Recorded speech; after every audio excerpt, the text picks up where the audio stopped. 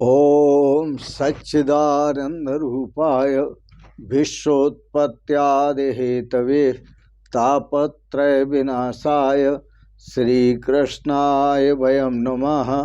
श्रीकृष्णाय वयं नमः। श्रीकृष्णाय वयं नमः। ओम अखंडानंद बोधाय शिष्य संतापहारिणे सच्चिदानंद रूपाय तस्मै श्री गुरवे नमः। तस्मै श्री गुरवे नमः। ओम। पूर्व प्रसंग में आप श्रवण कर रहे थे, सभी बच्चे पारिवारिक जन इकट्ठे होकर पिता को कहते हैं, पिताजी कीर्तन करो। श्री कृष्ण गोविंद हरे मुरारे, हे नाथ नारायण वासुदेव। मरणासन्न पिता से कहते हैं, भगवान के नाम का नाम संकीर्तन करो। और बोल के भी सुना रहे हैं, लेकिन जब उनको कहा जाता है कि बोलो, आप भी बोलो, तो उस समय वो बोलते जरूर हैं, लेकिन क्या बोलते हैं कि ये बच्चे नहीं जानते मैंने कैसे धन कमाया है, किस किस तरह से मैंने धन कमाया है, इनको क्या पता है। ये कल आप श्रवण कर रहे थे। आज के प्रसंग में इसके आगे का प्रसंग आप श्रवण करेंगे। पिताश्री भगवान का नाम लेना चाहते हैं, लेकिन मुंह से नाम नहीं निकलता। अब पोजीशन यह है कि पिताश्री भगवान का नाम लेना चाहते हैं, किंतु मुख से बोल नहीं सकते, मुख से नाम नहीं निकल रहा। बच्चों ने सोचा, हो सकता है कुछ धन छुपा हुआ रखा हो, छुपा के रखा हो, तो वह बताना चाहते हो, इसलिए नहीं बोल पा रहे हैं, और उसके बारे में कुछ कहना चाहते हैं, इसलिए नहीं बोल पा रहे। ऐसा पुत्रों ने सोचा। इसके लिए कोई उपाय करो, कुछ उपाय करो। डॉक्टरों को बुलाया और कहा, ऐसा कोई उपाय करो कि पिताजी बोल पड़े। डॉक्टर ने कहा, 1000 रुपये लगेंगे, जैसा लगा देते हैं वो बोल जाएंगे। पुत्रों ने सोचा, कोई बात नहीं। मन में सोचा, गड़ा दवा धन का तो पता चल जाएगा, 1000 रुपये खर्च होंगे पर बोल जाएंगे। गड़ा दवा जो धन है उसका तो पता चल जाएगा, खर्च कर डालो। और पुत्रों ने 1000 रुपये खर्च कर डाले।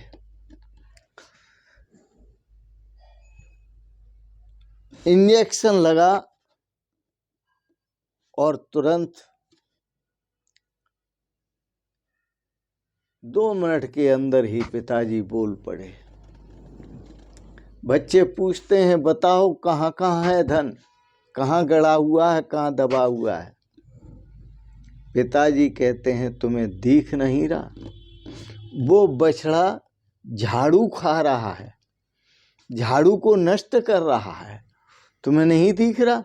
बछड़ा झाड़ू, झाड़ू बछड़ा, बछड़ा झाड़ू, झाड़ू बछड़ा, बछड़ा झाड़ू, झाड़ू बछड़ा, बछड़ा झाड़ू, झाड़ू बछड़ा। ऐसा कहते हुए वो दुनिया से विदा हो गए।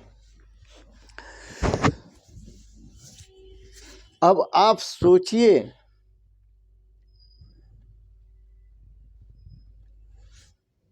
कि संस्कार ही ऐसे थे, तद भाव भावितः, धन कमाने के संस्कार थे, धन बचाने के संस्कार थे, धन का नुकसान न हो उसके संस्कार थे। इसलिए पिताजी ने शरीर त्याग दिया उसकी व्यवस्था में। यह बात हंसने की नहीं है, यह बात जो कही है वो आपको सावधान करने के लिए कही है। सावधानी हटी और दुर्घटना घटी। आपको सावधान करने के लिए यह बात कही गई है। याद रखना, लक्ष्मी जी जब घर में अकेले आती हैं तो आकर के रुलाती हैं। वह बूढ़े झाड़ू बछड़ा आंखों में आंसू और झाड़ू बछड़ा करते हुए शरीर त्यागते हैं। और जब वो ठाकुर जी को लेके आती हैं, विष्णु भगवान को लेके आती हैं, तो क्या होता है? सुखी करती हैं, पूरे परिवार को सुखी करती हैं, सबको सुखी करती हैं। तो केवल अपनी वृत्ति को धन के संचय में, धन कमाने में, इकट्ठा करने में न लगाओ, साथ में ठाकुर जी को ले लो। निरंतर ठाकुर जी का स्मरण करते रहो, भगवान का स्मरण करते रहो, इसी में कल्याण है। लोग कहते हैं कि काल का कैसे पता चलेगा कि काल कब आएगा? काल कभी कह के नहीं आता, मौत कभी कह के नहीं आती, कोई संदेश, कोई चिट्ठी, कोई पत्री उसकी आती ही नहीं है। संत कहते हैं तुम बाँचते नहीं हो उनकी पत्री को। काल पत्री भेजता है, चिट्ठी भेजता है, लेकिन तुम उस चिट्ठी को पढ़ते नहीं हो, तुम उस चिट्ठी को छुपा देते हो। आप सोचेंगे कैसे?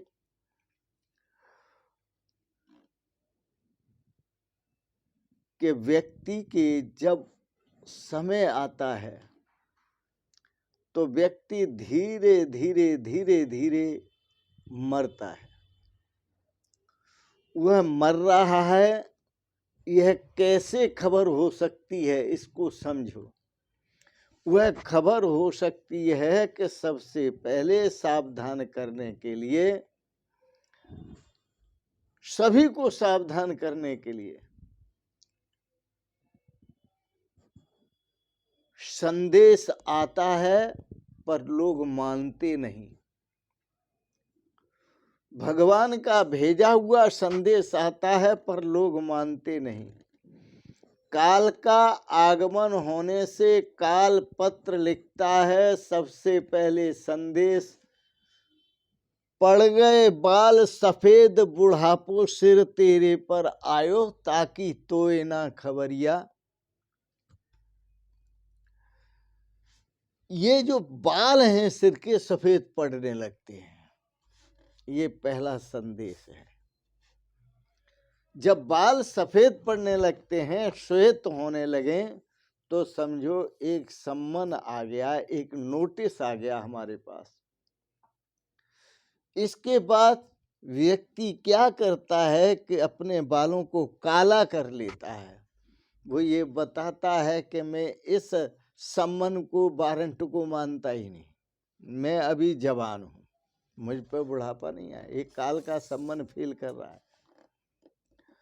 दूसरा सम्मन काल ने भेजा कि व्यक्ति के दांत हिलने लगे, और जब दांत हिलने लगे तो समझो कि ये सावधान हो जाओ, ये दूसरा सम्मन आ गया, दूसरा पत्र आ गया, दूसरा वारंट आ गया। फिर भी नहीं मानता, उपाय करता है कि दांत जम जाएं, हिलना बंद हो जाए। लेकिन तीसरा सम्मन आता है कि दांत गिरने लगते हैं। जब गिरने लगे दांत तो ये काल का नोटिस है जो आप तक पहुंचा है। सावधान बनो। दांत गिरते जाते हैं तो आप क्या करते हैं, वह वारंट भी फील करते हैं कि दांत आप भी लगवाते जाते हैं। काल का भेजा हुआ वारंट, दांत गिरने लगे, आप उस वारंट को फेल करते जाते हैं कि दांत लगवाते जाते हैं। अब आपको कौन समझाए? इसलिए आपको चाहिए कि जैसा प्रसाद मिल रहा है, जो खाने के लिए मिल रहा है, ये ठाकुर जी का प्रसाद समझकर खाओ और निरंतर ठाकुर जी का भजन करो, निरंतर भगवान का भजन करो, भगवान का चिंतन करो। इसी में श्रेय है और इसी में सौभाग्य है। भले ही दांत नहीं है तो क्या है, दूध भात खा लो, दूध में मीज करके रोटी खा लो। ऐसी सॉफ्ट चीज खाओ जिससे जीवन निर्वाह होता रहे और भगवान का भजन भी होता रहे। भगवान का भजन करते रहो, भगवान का चिंतन करते रहो। याद रखना, और भी संदेश आते हैं काल के। दीप निर्वाण गंधंश्च, नीति का श्लोक, दीप निर्वाण गंधंश्च श्रुतवाक्यम अरुंधतिम न जिघ्रन्ति न पश्यन्ति न शृण्वन्ति गतायुषाः। जिस व्यक्ति की मृत्यु निकट आ जाती है, काल उसको संदेश देता है कि दीपक बुझाने की उसे गंध नहीं आती, और सुहृद वाक्यम, जो उस व्यक्ति के शुभ चिंतक हैं, तो दूसरा वारंट आता है कि वह सुहृद, जो उसके शुभ चिंतक हैं, जो उसका उद्धार करना चाहते हैं, कल्याण करना चाहते हैं, जो शुभ चिंतक हैं, सुहृद वाक्यम न अरुंधतिम, वो वाक्य वो सुनता नहीं है, वो समझता नहीं है, उन वाक्यों की वह परवाह नहीं करता, जबकि उसके हित के वाक्य हैं, जबकि उसके भले के वाक्य हैं, वो वाक्य उसके शुभ चिंतक हैं, उसका उद्धार करने वाले हैं, लेकिन वो नहीं समझता। ये दूसरा वारंट है। तीसरा वारंट अरुंधतीम, कि जो आकाश में अरुंधति तारा होता है वह उसको दिखाई नहीं देता। आकाश में जो अरुंधति तारा होता है वह उसे दिखाई नहीं देता। ये तीसरा वारंट है। राजन सावधान, श्री सुखदेव जी कहते हैं, राजन सावधान। श्रीमद् भागवत की कथा सुनकर परीक्षित कृतार्थ हुए हैं। हम आपको सावधान करते हैं कि सावधानी के ये लक्षण बताए गए हैं। सावधान होने के लिए ही श्रीमद् भागवत की कथा कही जाती है। सावधान होने के लिए ही श्रीमद् भागवत की कथा सुनी जाती है। श्रीमद् भागवत की कथा श्रवण करके राजा परीक्षित कृतार्थ हुए। मन को सुधारने के लिए भागवत शास्त्र है। मृत्यु को सुधारने के लिए, जीवन को सुधारने के लिए भागवत शास्त्र है। जीवन को जो सुधारता है उसका मरण भी सुधर जाता है। जो जीवन को सुधारता है उसका मरण भी सुधर जाता है। इसलिए हे राजन, मरण को सुधारना हो तो प्रत्येक क्षण को सुधारो। एक घड़ी आदि में पुण्याध, एक घड़ी भगवान का भजन करो, आधी घड़ी भगवान का भजन करो, आधी में पुनः चौथाई घड़ी भगवान का भजन करो, लेकिन हर घड़ी भगवान का स्मरण करो, हर घड़ी भगवान का स्मरण करो। आप रोज सोचते होंगे अपने जीवन को सुधारने के लिए, भगवत कथा का श्रवण करने के लिए, और आप घर से निकल करके ना आए भगवत कथा में तो कैसे सुनेंगे भगवत कथा? बड़ा मुश्किल है। इस शरीर को भी जिससे आप प्यार करते हैं एक दिन छोड़ देना है।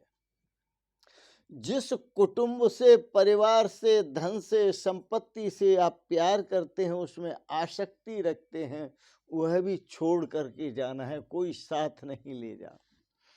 इकट्ठे घर जहां के जर सभी मुल्कों के माली थे, इकट्ठे घर जहां के जर सभी मुल्कों के माली थे, सिकंदर जब चला दुनिया से दोनों हाथ खाली थे। जो सिकंदर बादशाह विदेश से आया, भारत में आक्रांता, जिसने भारत पर भी राज्य किया, लेकिन वह भी जब गया तो दोनों हाथ कहा था मेरे कफन से बाहर कर देना, ताकि दुनिया वाले देख रहे हैं कि मैं अनेक मुल्कों का मालिक होते हुए भी आज दुनिया से खाली हाथ जा रहा हूं। तो व्यक्ति खाली हाथ आता है और खाली हाथ जाता है।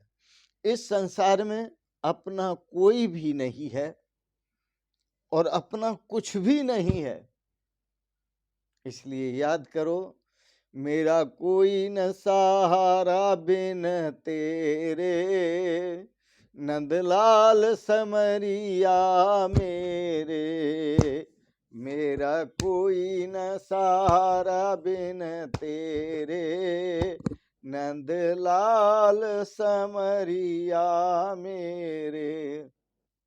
बार बार प्रभु का स्मरण करो और ये समझो कि भगवान के सिवाय हमारा कोई भी नहीं है।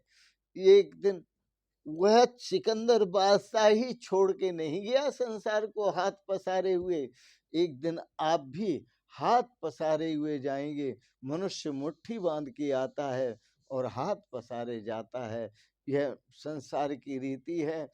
शरीर मेरा नहीं है, मेरा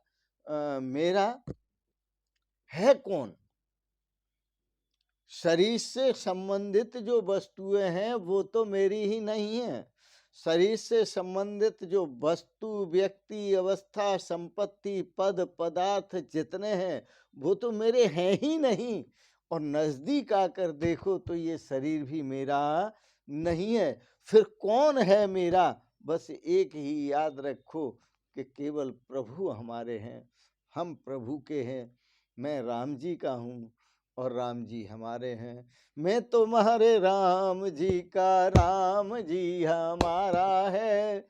मैं तुम्हारे राम जी का, राम जी हमारा है। राम जी हमारा माने लागे घना प्यारा है, राम जी हमारा माने लागे घना प्यारा है। मैं तुम्हारे राम जी का, राम जी हमारा है। मैं तुम्हारे राम जी का, राम जी हमारा है। मैं तुम्हारे राम जी का, राम जी हमारा है।